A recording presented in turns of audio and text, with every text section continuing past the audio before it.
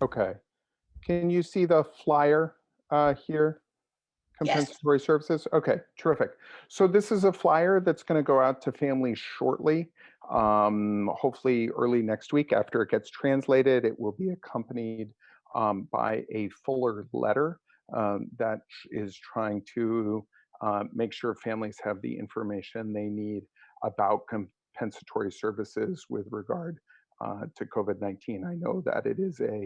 Um, I know that it's a important and big issue, and I think the important piece is to be able to make sure that our children are able to recover from the learning loss that has happened because of the pandemic. We know that this has caused a really big disruption to many, many, many students learning, if not all students learning, and that there is some learning loss that we want to mitigate. And so, what are compensatory services? What are COVID-19 compensatory services? There are services that your student may be eligible for if they are on an IEP and they exhibited a lack of progress or learning loss because of the pandemic. And I'll try and go through here pretty quickly, but this flyer sort of explains what is CCS and then how do I know if my child is eligible for CCS? What's really important to know here is that every student with an IEP is entitled to a meeting with school personnel to discuss regression and the lack of progress and what services might help with that. So, and we want to make sure your students get what they need to be able to recover their learning and get to where they're supposed to be. And so the school should have already reached out to you. If they have not, they will be soon. And also, you should feel free to reach out to the school to have that meeting with that so that you can have that discussion.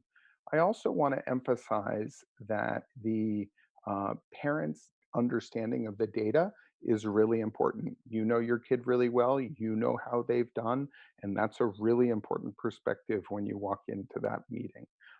You don't have to have big fancy charts and graphs. You just have to have a knowledge of how your child did in particular during the spring, during the closure, but it can include this fall as well, because the student has been on remote learning during that time as well. So you will come in with some data, the school will have some data, and hopefully you'll be able to come to an agreement about what services might be helpful. Um, Important to say, I do want to point out that these services are not necessarily one to times missed. So just because a student has missed 10 speech sessions, for example, doesn't mean they need 10 speech sessions in CCS because it's based on the data. The questions to go by are what are the services needed to get my student back to where they would have been relative to their IEP goals if not for the pandemic, right? So maybe they actually made some progress and they need 5 speech sessions. Maybe they don't need any. Maybe they need 12, right? And so it's a very individualized conversation about what those services need and each child can get. We have had a bunch of these meetings already across the district, and for the most part, they seem to be going reasonably well. But we understand that there may be disagreements, and if you do disagree, you retain all your rights that you're usually able to go through as a parent. So you can go to the BSEA, you could use mediation, or you can file a PRS complaint. So there are a lot of things that parents can do to make sure that their child gets what they need. And again, this is coming from a place we're trying as BPS to come from a place of making sure kids get what they need. That we know this has been incredibly challenging, and so we want to make sure the right thing happens here. Doesn't mean we'll agree on everything, but we think we can get to a lot of agreements on this. Um, Importantly, so how is this actually going to work? When are we going to get services? We've tried to design a system there will be opportunities for services in lots of different ways and places. And so the first time is after school. on Tuesday, Wednesday, Thursday between 4 and 6, and this is starting in the maybe even next week, I think they'll be starting for after school services. And so you could have speech, math tutoring, rules based reading, OT, PT. This will be virtual. Okay. This will be virtual, but it'll be after school. It'll be those 3 days a week from 4 to 6. Not for the whole 2 hours necessarily, but if you need 45-minute speech sessions a week, you could do Tuesday and Thursday for 45 minutes. And so we are working with an organization called Catapult to help us deliver these services. And so if you reach that agreement, they will be reaching out to you for that. So that's the after school possibility. Also, we're doing February and April virtual academy. Same thing between 9 and 12 p.m. during those vacation times that services will be available. Excuse me. We're also doing, if you have ESY in your IEP, that we're doing an extra week of ESY that could be used for compensatory services as well. And then lastly, if ESY is not in your IEP, we will have times during the summer from 9 to 12 where we can do compensatory services as well. Because we know the biggie here is that most people would like to have in-person compensatory services.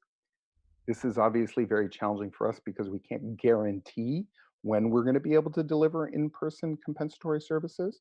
And so that's why we're doing the virtual academies after school and during vacations.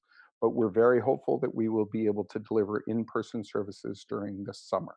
So we'll be working with the Boston Public Health Commission to do that. And that's totally fine. If you're like, I want to wait for my compensatory services until you can deliver in person, that is fine.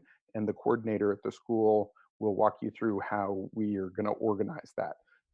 It is whatever agreement you come up with, it's a binding agreement, and we will make sure that we get you the services so your child's able to get to where they can.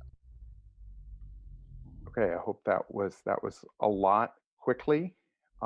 You will be getting this information as soon as it's translated and finalized, and then we are also, one last thing, we will be offering some information sessions in the over around the February break so that we can share all that information as well and we can go deeper into that. I know that's not the purpose of tonight, but we also know that lots of people have questions about it. Ethan, hey, this is Charlie. Do you mind giving the definition of binding agreement and the importance to why you stated it was a binding agreement?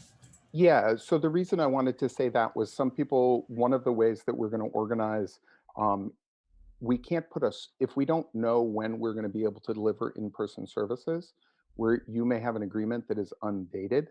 So it won't have a start date because we don't know when we're going to be able to start for sure. So it may be undated, but we want you to know that even though it's undated, we're still going to make sure you get those services. Is that what you're getting at, Charlie?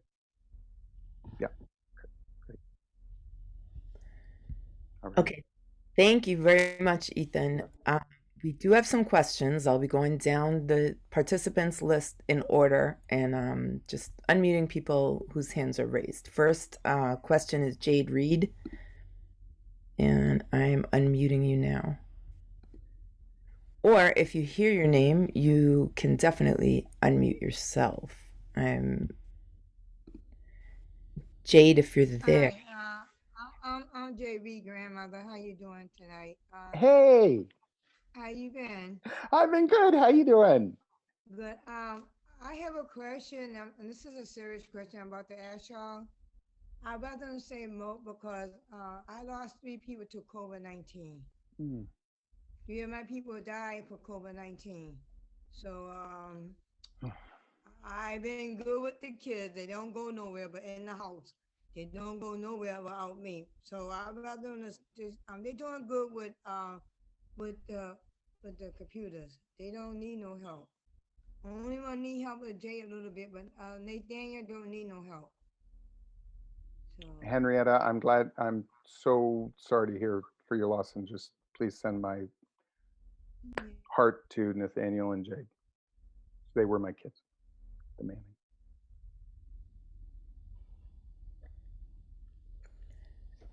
All right, thank you, Jade.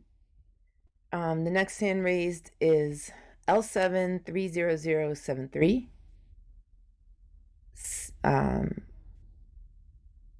We know Jay. I'm unmuting you. You may have to unmute yourself. I'm sorry. If your screen name is L730073, we not Jay, and you have a question, you have your hand raised. Okay, we will come back to you. Oh, go ahead. Oh, okay, hand is unraised. Next is Linda Freeman. Hi, just a notation for ESY and for summer learning with Catapult. July 13th, August 14th. July 13th is a Tuesday and August 14th is a Saturday. Okay. Do we have our dates funny on there? Yeah, August 16th through the 27th is fine. Okay. Okay. That's why it's not going out to prime time yet. So I only share screen. Thank you, Linda. Okay, thank you very much. That would be the last question, but if you do have another question, please put it in the chat and we'll try to get that answered for you. We have a couple more presenters we want to make sure we get to. Thank you so much, Ethan, for the information.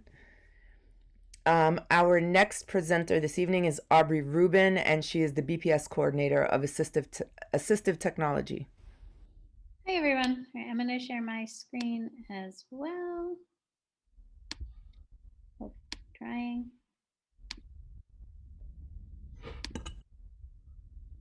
Can everybody see my screen?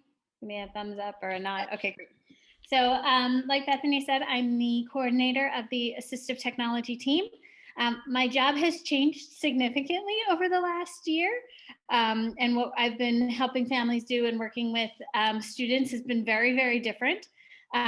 But the end result and what we're trying to do is still the same. So I'm going to talk about assistive technology in general and what we do as a team, but I'm also going to try to give some information about how we've been doing this remotely. My team has been trying really hard to not travel as much between schools because we see a lot of children. And so we've been trying to do as much as we can remotely, which has actually been really, really great because we've work much more closely with families and see what's happening in your home as we're recommending different things. So it's been really helpful for us when we've been working with you. So I'm going to talk a little bit about all of that. So by the end of this, I'm hoping you'll understand what assistive technology is and how it can support your student, both in person and virtual. The needs of your student may change a little bit depending on where they are, but we take that into account when we're looking at an assistive technology need. I'm hoping you'll understand the SET framework and how we use that to guide our decisions. And I want to explain a little bit about feature matching and how we make our decisions so that you can understand what we're looking at and what we're looking for. And then I want to make sure you guys understand why we trial different devices. I'd like to say I get it right every single time, but I don't. So we like to do trials and how you guys as families can best support your student through that process. So a little background of what assistive technology is. Assistive technology is any item, piece of equipment, device, product, system, piece of paper that can be used to increase, maintain, or improve the functional capabilities of a child. That's a big word. It's a lot. It basically means anything that helps a child, in our case, a student, function within their environment. And for us, that is school and home. As children are starting to age out and become 22, we begin to start looking at post-secondary or when we're looking at where the child will be moving on to. So when we're looking at assistive technology to begin with, we're looking mostly in the school and the home. There's two areas of assistive technology, augmentative and alternative communication. And that's a system for a student who needs assistance communicating. Doesn't mean they don't speak verbally at all, but they need something to help augment or support their communication. And then assistive technology, of course, they had to use the same word twice. Assistive technology is a piece of equipment that increases students' access to the curriculum. And in the school setting, we usually think about students with difficulties reading and writing. So that's where our assistive technology. I'm going to be talking a little bit about both and the things that we do in both areas.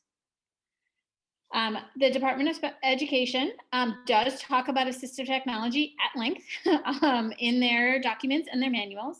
It began with IDEA in 1997, and it states that every IEP team should consider assistive technology every time an IEP is written. Now, somebody from my team, there's 10 of us, we are not at every IEP meeting.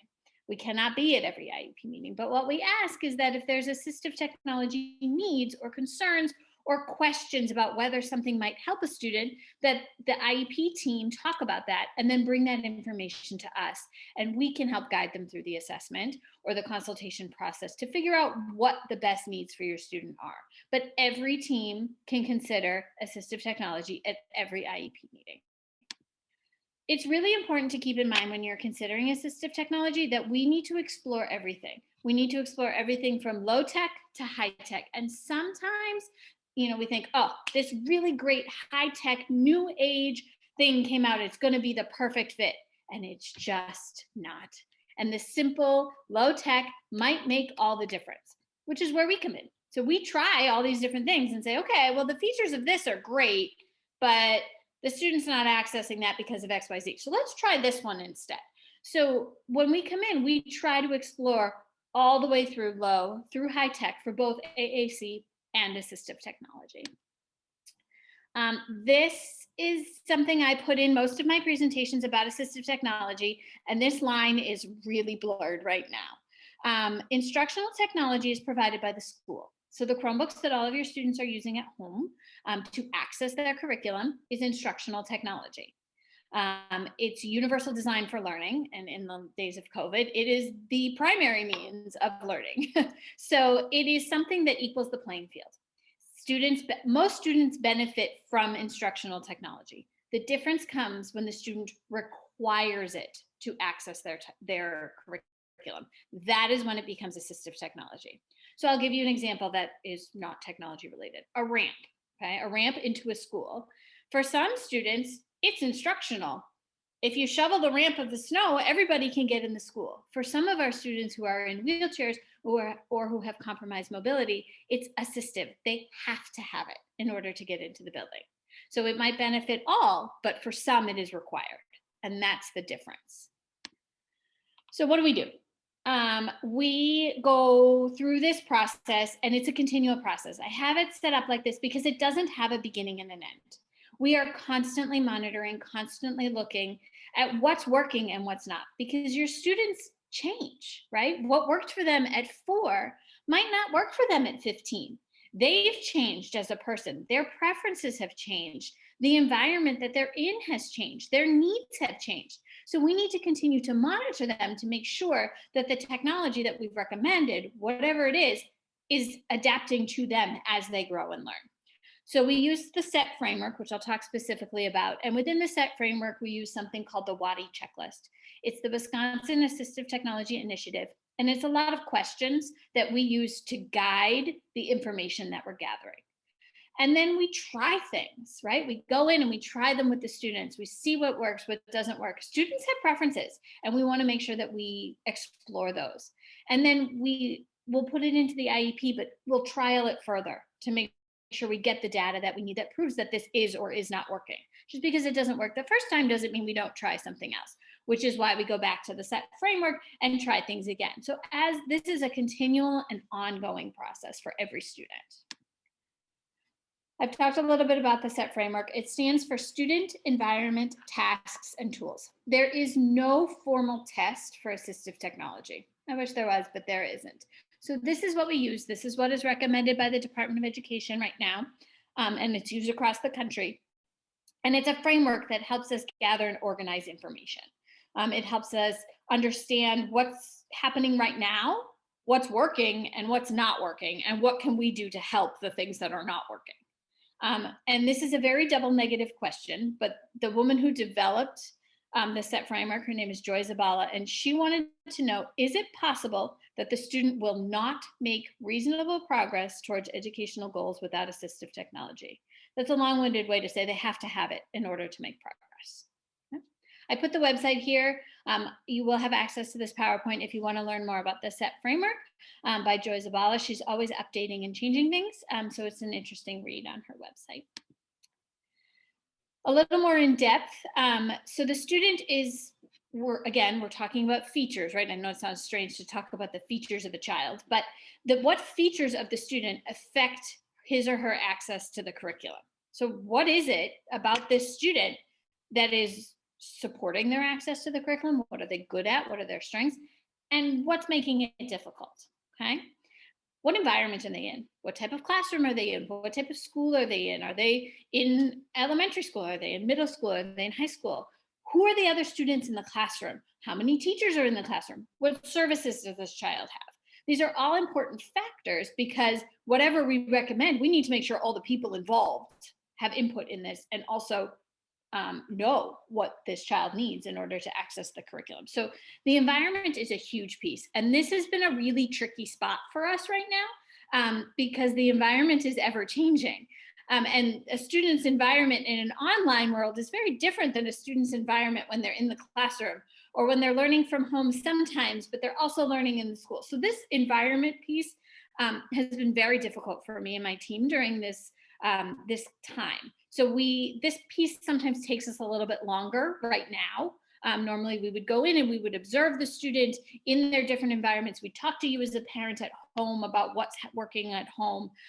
We can't really do that right now. So we join Zoom sessions, we join their services, we watch them when they're interacting with you at home to get our best idea of what the environment looks like.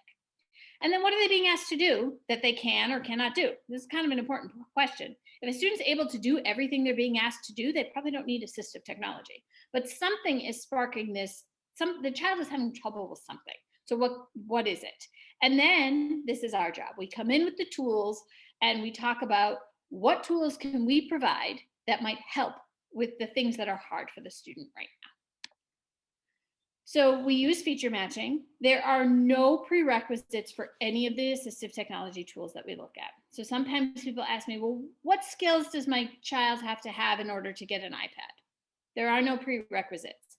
What we're looking at is the features from the student, environment, and the tasks. And we're matching those to the features of the different systems. So thinking about different communication systems, thinking about different writing supports or reading supports. There are features that are salient to each of those different things, and we're trying to do our best to match those. So we gather our information from the SET framework. We know about the different technologies that are available, and they're ever changing. And then we try to match them as best we can, and then we try it. And if it's not working, then we try something else. Okay? And then we use our data from our school-based teams, our related service providers, and then from you as families to see how it's working and what we need to change. So remotely, this has been exceedingly more complicated, obviously, as is everything else right now, to do remotely. So what my team did was we tried to define some of the roles, and they haven't really changed that much in terms of each person's role, but how we do it has changed a little bit. So when somebody asks for an assistive technology consultation, we set up a meeting with the school-based team, we set up a meeting with the family to talk about background information. Who is this student? There's a lot of students in Boston Public Schools and we don't know them all. So who is this child? Who are they as a learner? Where do they come from? What's their history? And we look to you as caregivers to tell us about their communication skills. How do they communicate with you? They are communicating with you. How are they doing reading at home? What's hard about writing? So looking for you for that background information. And then we look to the educational team for things like attendance and academic abilities and which subjects are more hard than others and what time of the day is more difficult during school, things like that. Then we observe. And people always say, well, what are you looking for?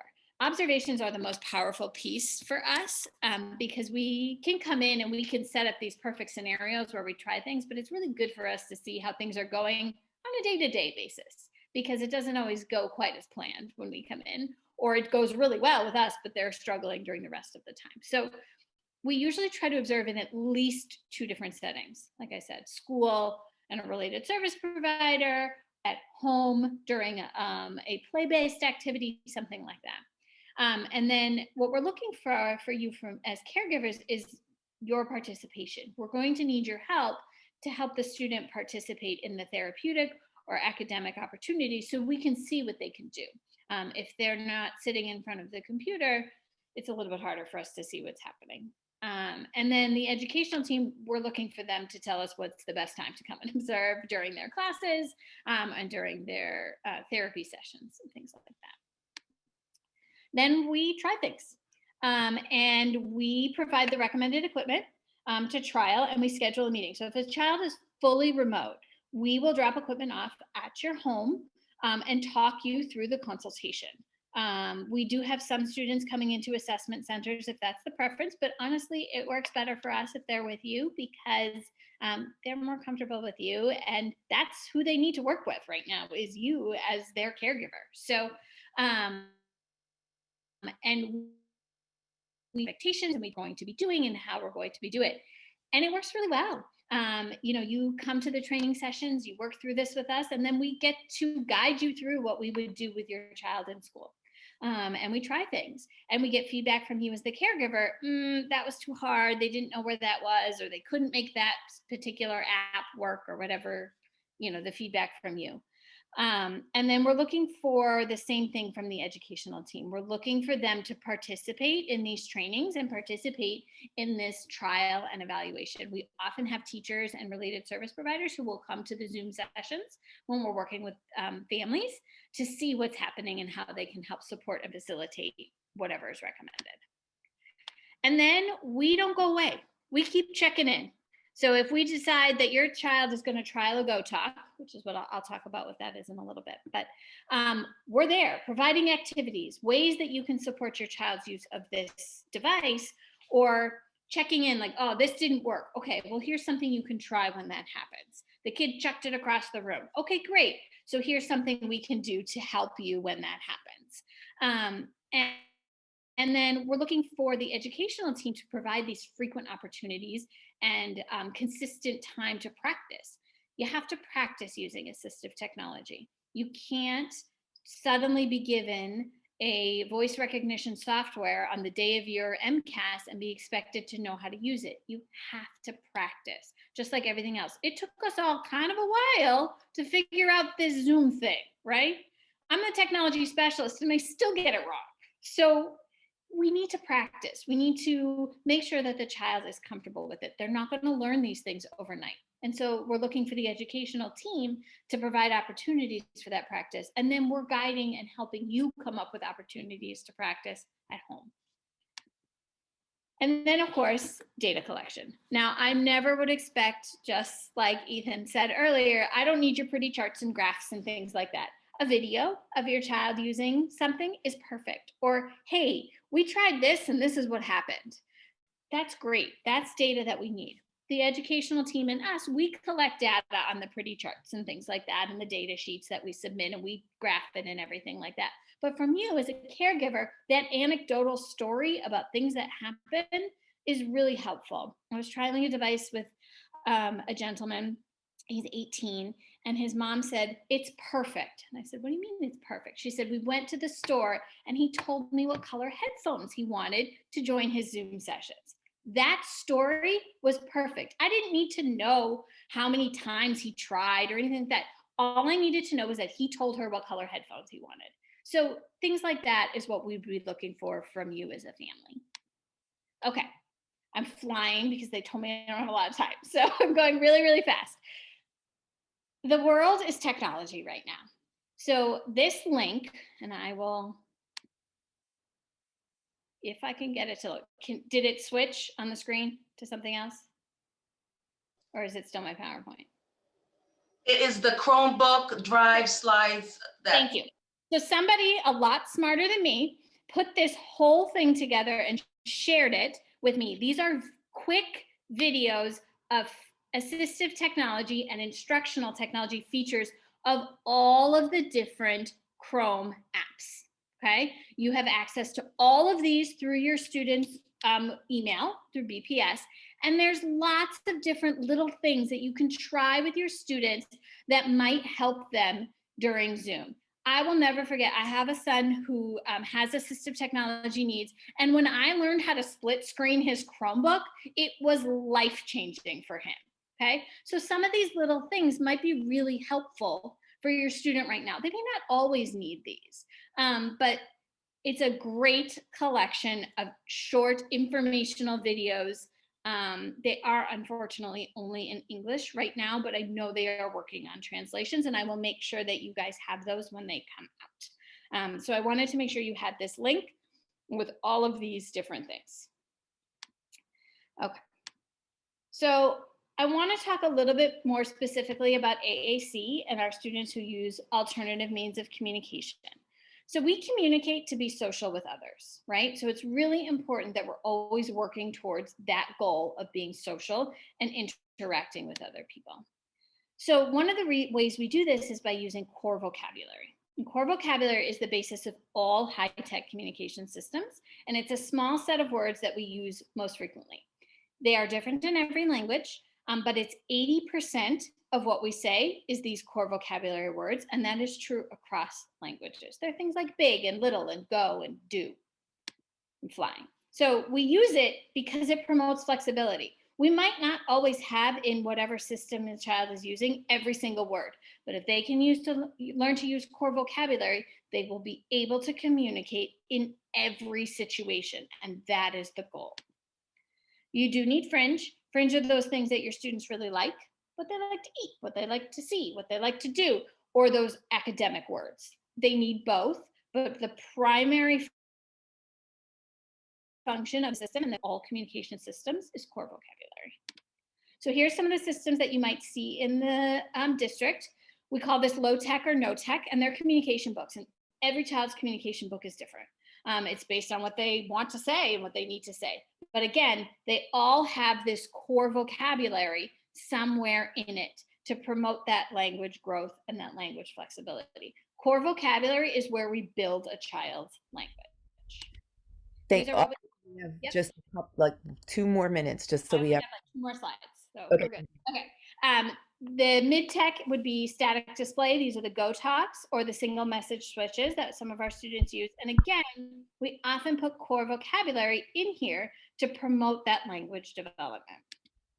And finally, our high-tech systems. Currently using in BPS right now, we have students using Touch Chat with Word Power. We have students using Speak for Yourself, Proloquo, and Lamp Words for Life. There are other options, but these are the ones that are most prominent within our school system. I won't talk about this, but it'll be in the PowerPoint about how it would look in the IEP if your student has one of these devices. So if you think your child needs assistive technology, reach out to their teacher, your related service provider, or the COAS, and they will get in touch with me. And remember, we're not writing this into the goals. The device is not the goal. The goal is the goal, and the device is the tool to meet the goal. Okay. The last thing I want to talk about is we have a parent group that we run monthly. Our next group for high-tech users, so things like iPads and dedicated devices, is February 10th, 12 to 1. And we have a group for our mid-tech communication users, Go Talk switches, things like that, and that is March 3rd. If you'd like to attend, you can email Laura Castley. Her email is here, or you can go onto our parent website and go to the caregiver support group. If I can get it to load, there we go. You can choose either mid-tech or high-tech, and on there is a place to sign up. There will automatically be Spanish translation at the meeting, but if you need another language, let us know, and we will make sure that is there as well. All right. I will make sure everybody has this handout, and it'll be on the website. Thank you so much, Aubrey. We have time for a few questions for Aubrey, and also she'll be sending us her presentation and links, and we'll post it on the website, www.bostonspedpac.org. My email is on there in the first slide. You have any questions, you email me and I'll get right back to you. Thank you. Sorry, I can't. Yep. Does anyone have questions. I am going down the participants list, but you can put a question in the chat. So Bethany, one question in the chat from Fabian is, does it come with OneNote? OneNote is a Windows-based system. So the equivalent of OneNote, there isn't really a Google equivalent of OneNote. Let me think about, you could use Google Keep in a similar way as OneNote.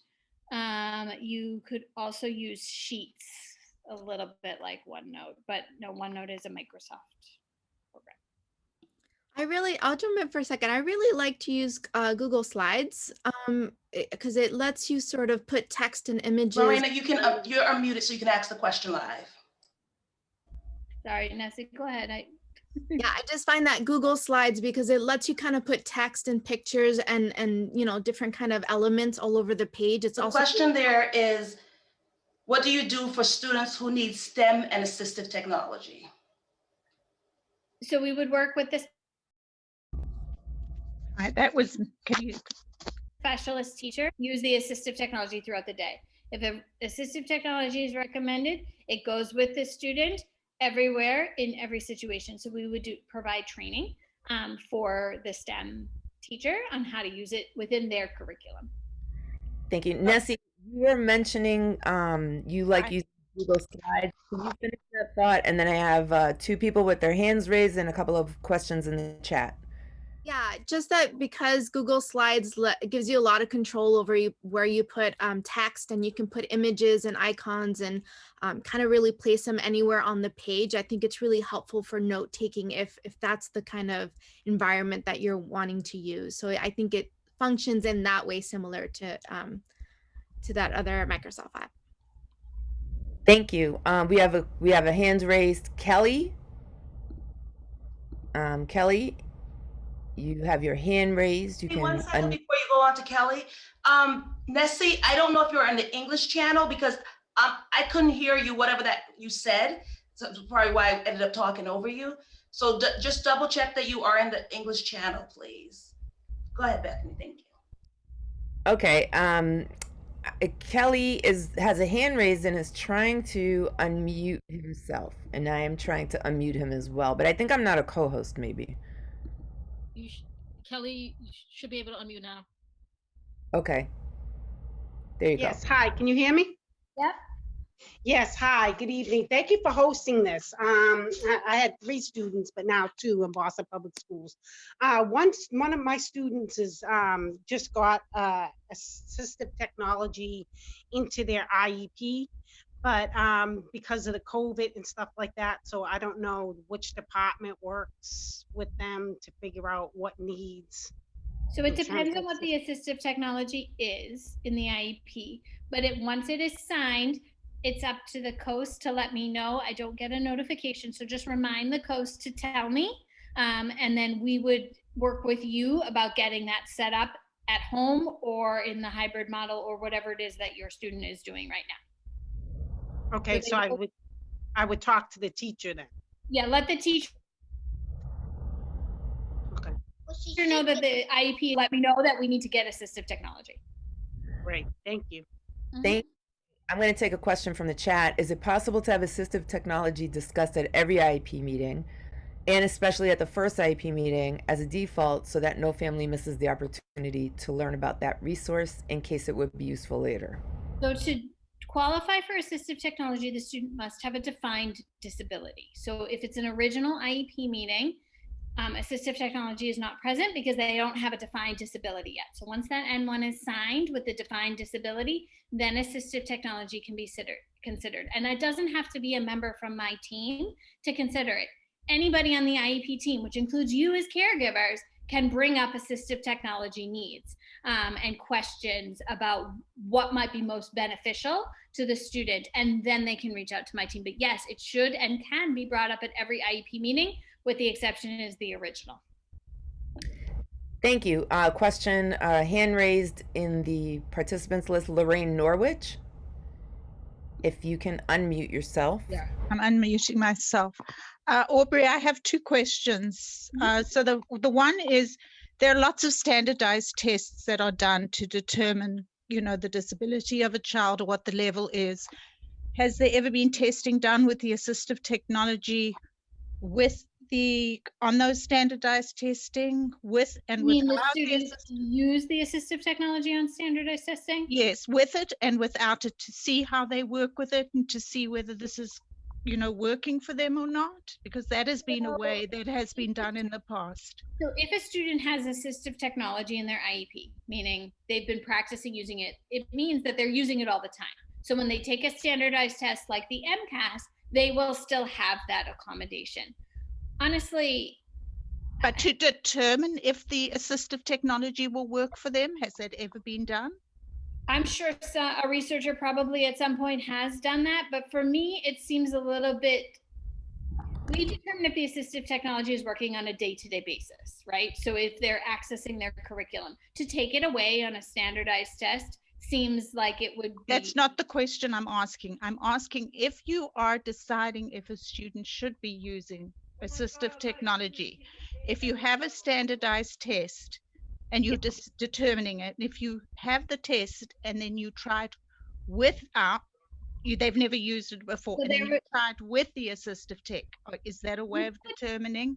You could do that. I find better information and better success of learning in day-to-day data collection with what they have to do in their current environment. Standardized tests aren't the typical environment that our students are functioning in. And so it's better information for me if they can use it in their day-to-day. The other piece of that is if you're giving a standardized test, the ones that we have for education, if you give it again within a short amount of time, even changing whether or not they have the technology or not, it's no longer valid. So we would have to find something that measures a similar skill but isn't the same test, in which case I'm not sure it would really measure what we were looking for.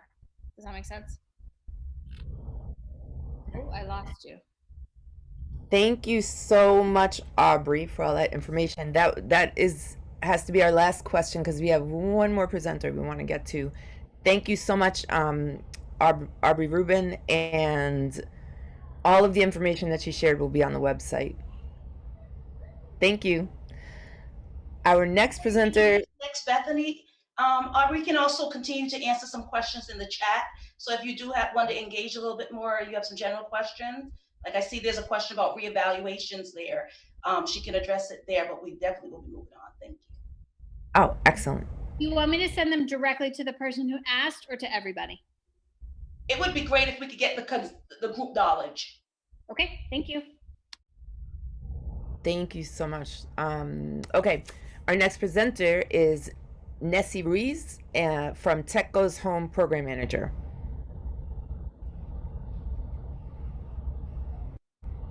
Hello, okay, can you guys see my screen? Yeah, okay, awesome.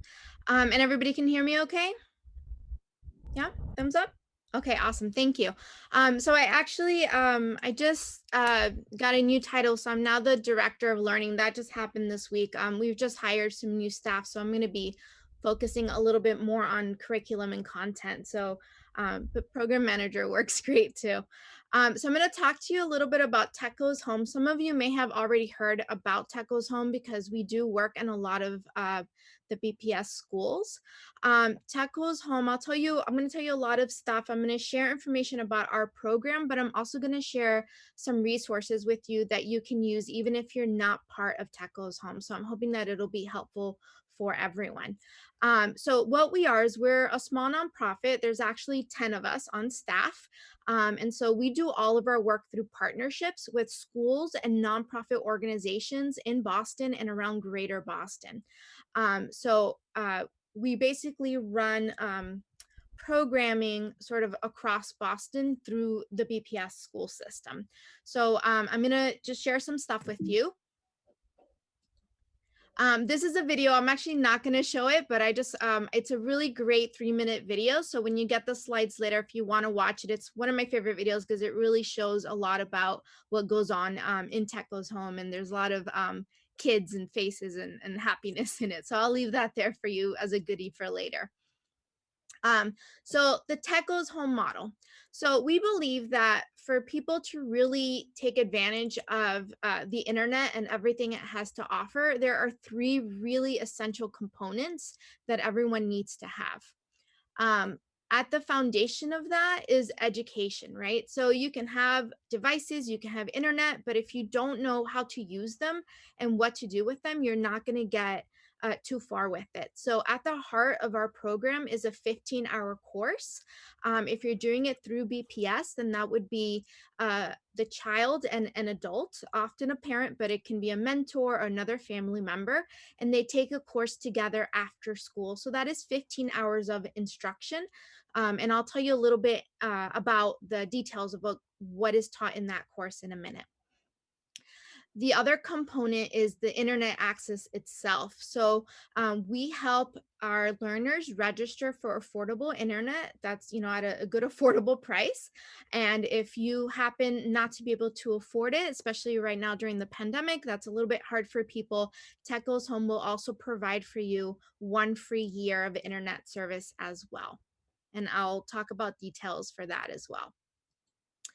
The third piece is that device, right? So we offer, if you finish the program, right, if you do your 15 hours, you're getting the internet, but you're also going to get a device. And I'll talk about that in a minute.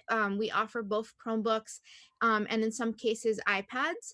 And we usually have a $50 copay that you would be paying for that device.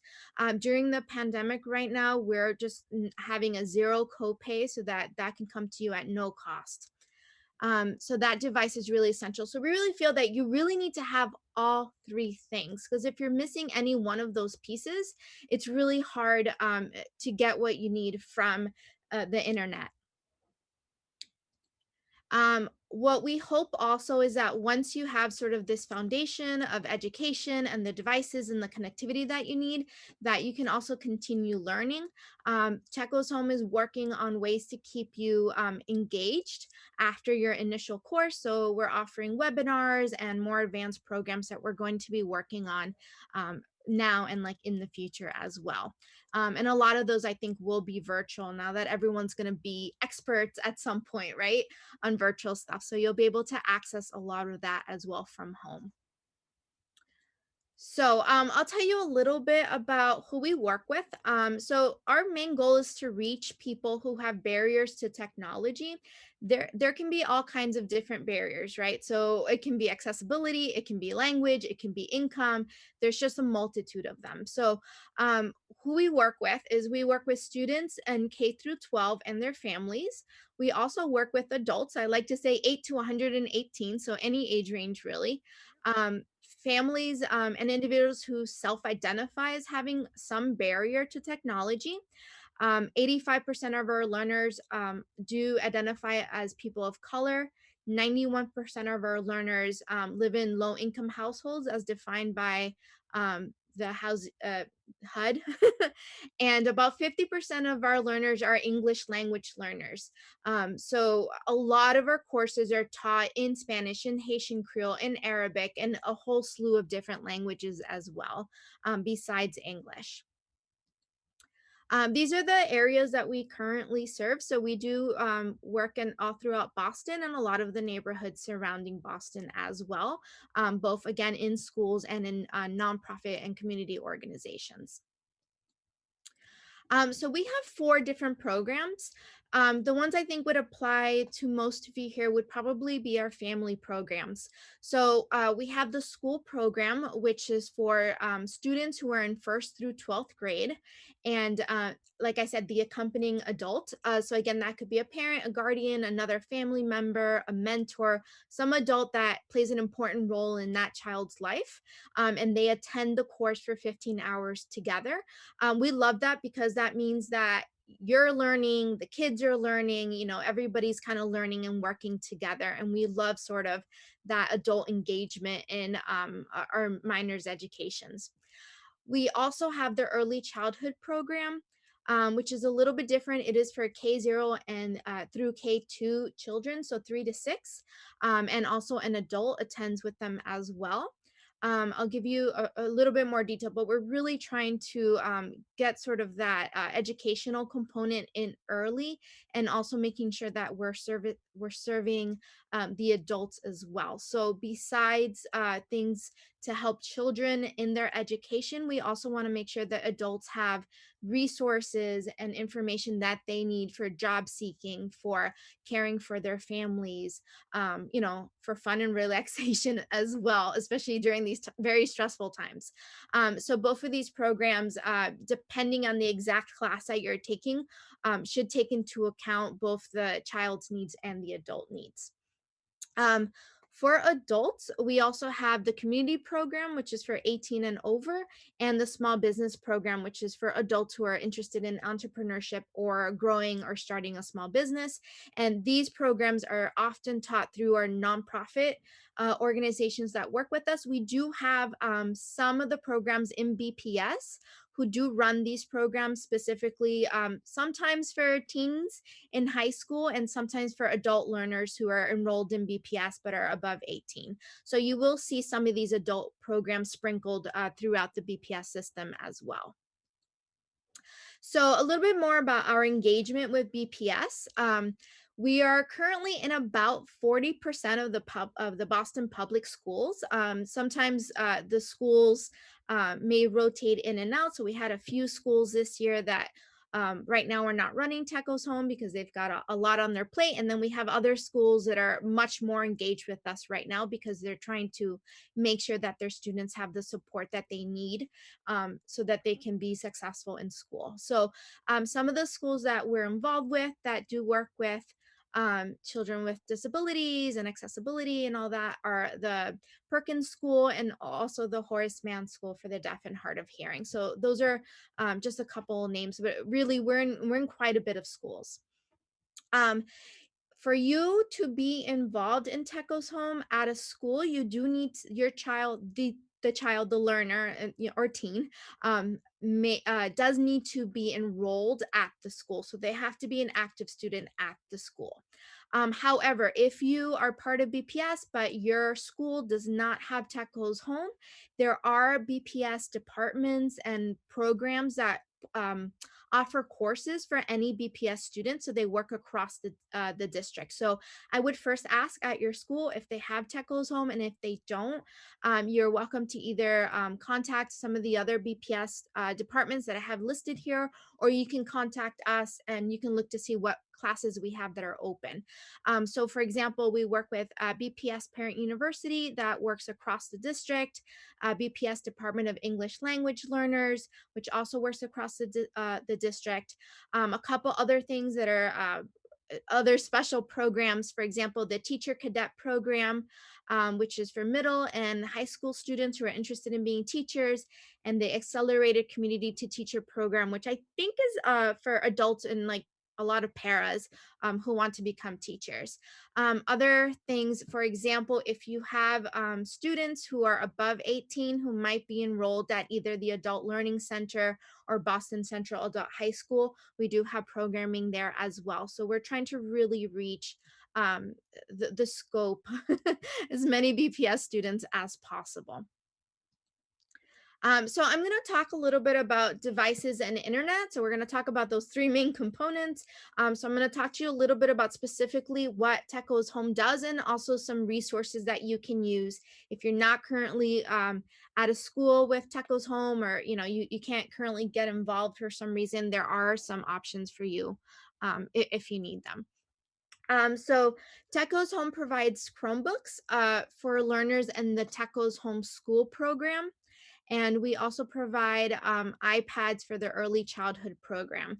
The early childhood the early childhood program is the only program that automatically gets a Chromebook because it's a little bit more developmentally appropriate. The little ones are not quite ready to be on a Chromebook.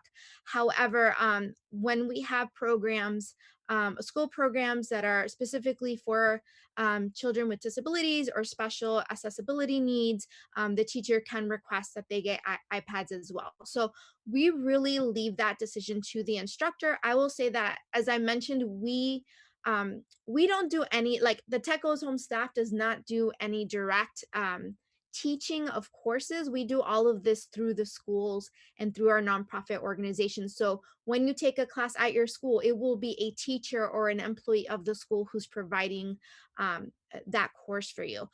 So we're not, TechOzone is not an expert in accessibility, so I definitely won't pretend to be, but we know that we're working with partners that have those special abilities and those abilities. So we're letting them make a lot of those decisions about what they need and what they think are best for their students, because they're the ones that know them.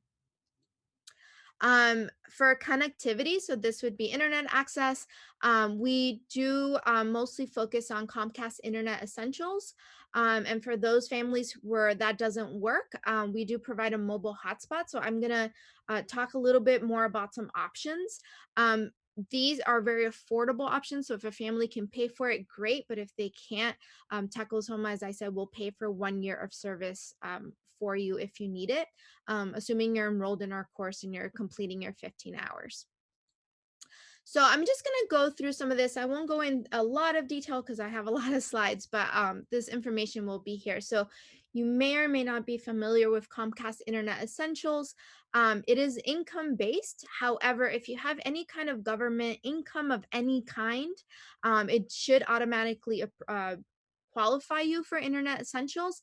And a government program is actually free lunch. So my understanding is that all BPS students are eligible for free lunch. And so that means that you all should also be eligible for Internet Essentials, but you can definitely look into that. If you're looking for other devices, you know, I know that the ones the school provide belong to the school. So if you want your own personal device, or you need another device in the home for the family, they do also offer laptops and desktops for $150, which is a really nice affordable price. There are just some details here. The internet is $10 a month. This is a very moderate speed. They should it should support 2 people on a computer. I think that can vary. You know, a lot of it will depend on where you are. You know, the neighbor down the street might have a better connection than you. So there's definitely a lot of factors involved with that. But it should be adequate for at least 1 or 2 people. And there is the website there. So if you want to check that out, they do have application in any language. Just look for the thing at the top to change the language for the page.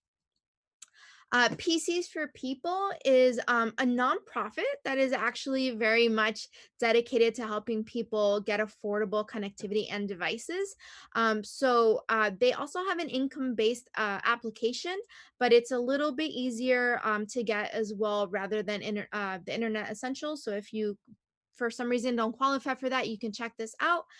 What they provide is a mobile hotspot. It does have to be prepaid. It is like $80 for the device, and then you can pay for 1 month or up to 12 months at a time. And I believe the service is about $15 a month. So there's a little bit of upfront cost for that. And I'll leave the website here as well, so you can check it out.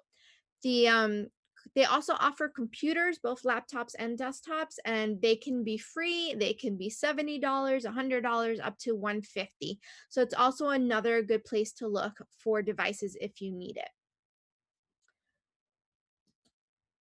I'll throw this in here. We haven't actually worked with Verizon before, but I did find out this week that Verizon has a new program.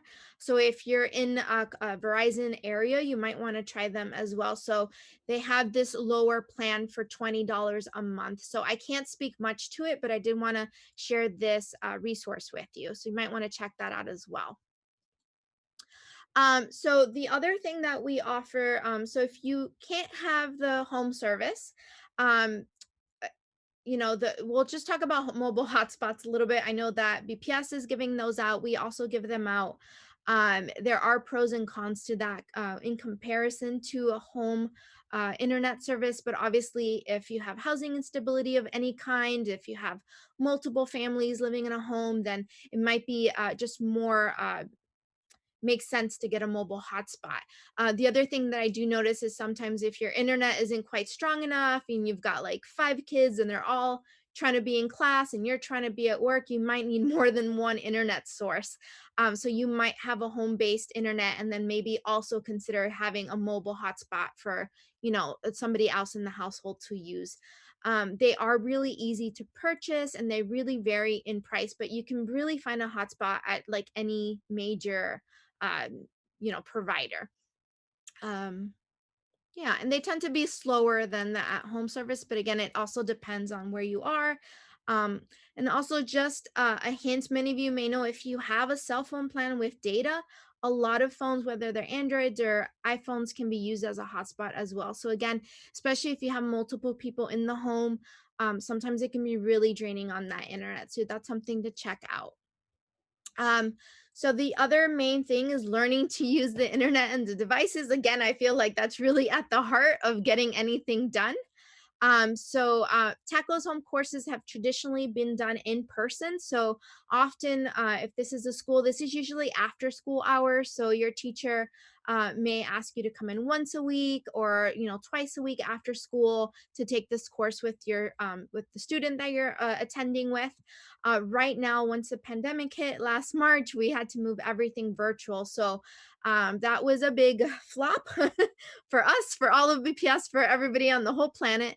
But we are doing everything virtually right now. So the difference is that when we did our traditional program in person, you would do your hours, your 15-hour course at school with the school Chromebooks or in the school computer lab.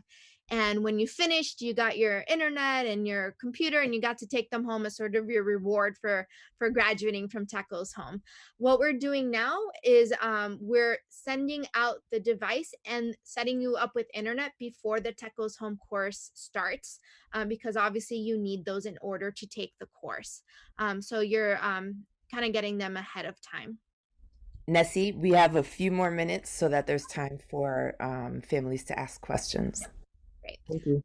So I won't go over this in too much detail, but if you're looking to take a TECO's home course, we do ask instructors to make sure you have basic skills, that you are comfortable with the platform that you're using, that you're comfortable with Gmail, with in Google searches as well, so that you can be sort of self-sufficient on the internet. And after that, we leave it up to the instructor to decide what websites, apps, and online resources they think are best for you. So our curriculum is really customizable. So the thing that's great about that is that whoever your instructor is probably knows you and your child, and they will be trying to teach you what they think you need.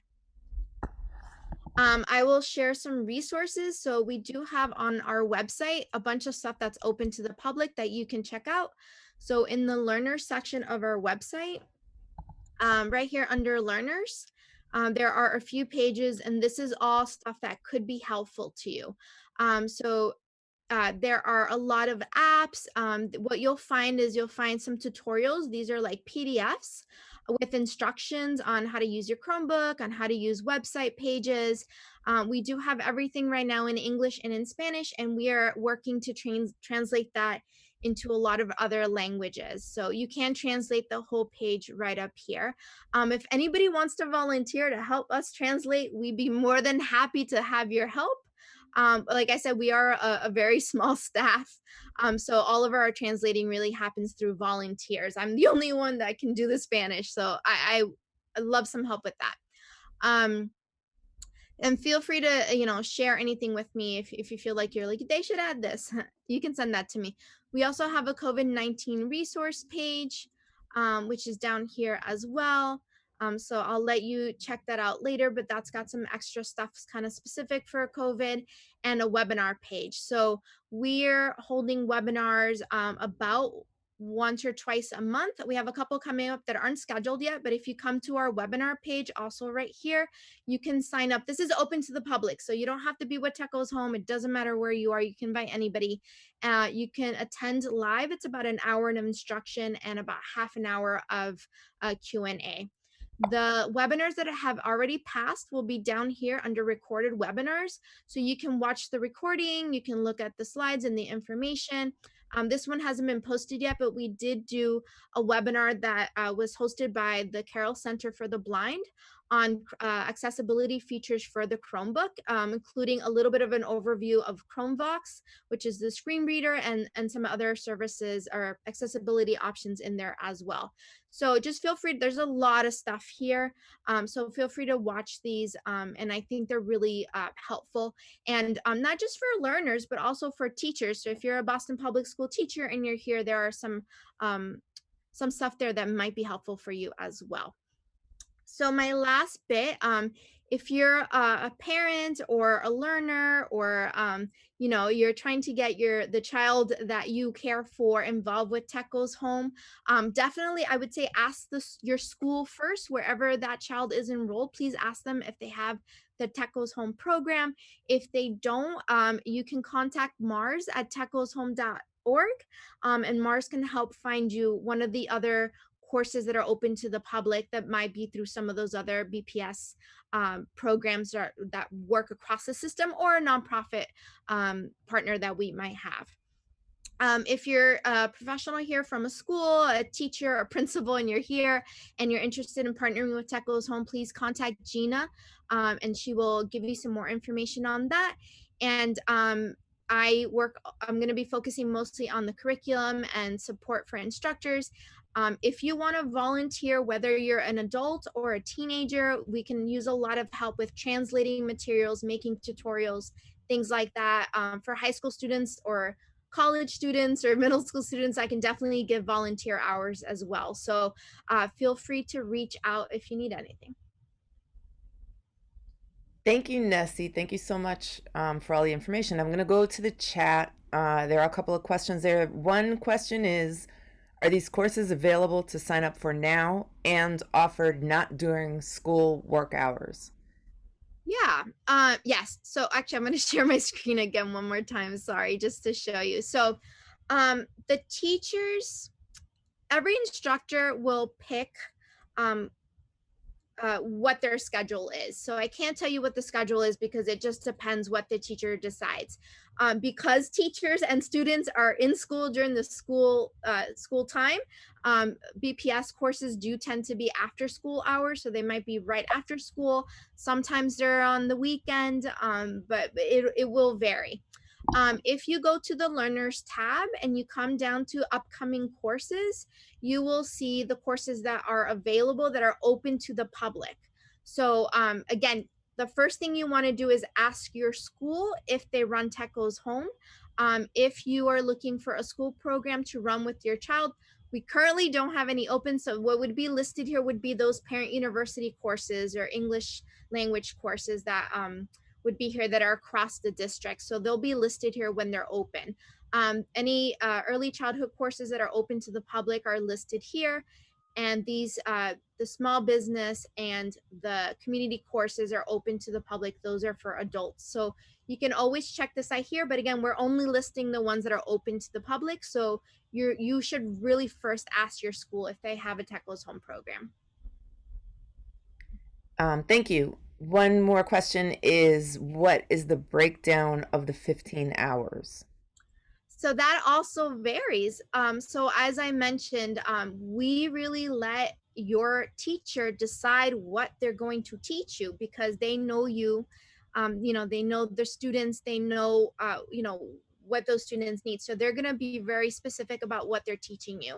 As I mentioned in the presentation, we do ask that they go over some general stuff. So they're going to spend a few hours on basic stuff, making sure you know how to use that Chromebook, you know how to interact with them on Zoom, and using Gmail and a lot of Google apps. So it just sort of depends on what they want. So there might be parenting resources, there might be study skills.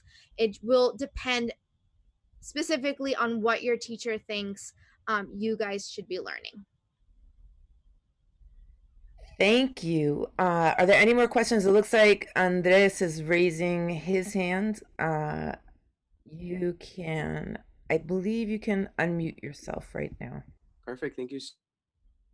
Oh, unmute yourself one more time. I remuted you, sorry. Thank you so much. It's been a pleasure to join you all in this meeting here. I work with children that have special needs within education, foster care homes, and different places. And so it's very, very beautiful to see you all coming together to work together. I didn't have so much a question as much as I did just want to let a few of you know on the board that If it's okay with you, I was going to send you just a private message so that we can connect furthermore, because I know we're running short on time. But I just wanted to introduce myself and say thank you all very much for everything that you're doing. Thank you very much. Does anyone have any? Oh, Jessica, I'm going to ask you to unmute. You have your hand raised. Yeah, Jessica. I have a question about technology. So a lot of the kids with behaviors, and I know a lot of the neuroatypical kids are having this problem too, is instead of them paying attention to class over Zoom, they're watching YouTube or playing games. And if it's the school Chromebook, it resets. So all you have to do is shut down the computer and turn it back on, and it takes away the block. So I wanted to know if the IT or somebody's going to look into something that can be permanently blocking this, because it's a real big distraction, and kids with behavioral issues are not able to stay on target and on the curriculum and learn with that distraction. Can I answer that, Bethany? Is that okay? Yes, Jessica, that is a problem. And I have been trying to work with OIT to figure it out. But yes, it is a problem. On the iPads, we have figured out how to get it to stay, but the same thing happens if you let the iPad die. All of the restrictions and everything reset. So it is being worked on. There are some difficulties with putting permanent restrictions on a Chromebook, but what I'm going to do is I will look back at our notes and see what people have tried, and I will send that to have people put on the website for you. And then as there are more updates, I will continue to send that out to the SpEdPAC board so they can update you on ways to fix that. But yes, it is a problem. It's a problem on our assistive technology Chromebooks too. So our students who have Chromebooks that are not instructional technology, we have the same problem. Thank you, Aubrey. That was the last question. If you have more questions, put them in the chat. Reach out to Boston SpEdPAC with questions, and we'll get you answers as best we can. We have a couple of announcements to share. One is BPS Community Equity Roundtable will be at 11 a.m. tomorrow. And that's important because excellence for all is one of the topics discussed, and we want to ensure that special education concerns are taken into consideration with all the BPS programming. On February 13th, which is a Saturday, SpEdPAC COVID-19 compensatory services advocacy meeting will be from 1 to 2:30. Our February 25th general meeting, the topic will be anti-bullying and social emotional wellness. And Camp Shriver summer camp applications are due March 24th. And you can go to our website for that website, or you can Google Camp Shriver Summer Camp, and I found it really quickly like that. Thank you so very, very much for spending your time with us.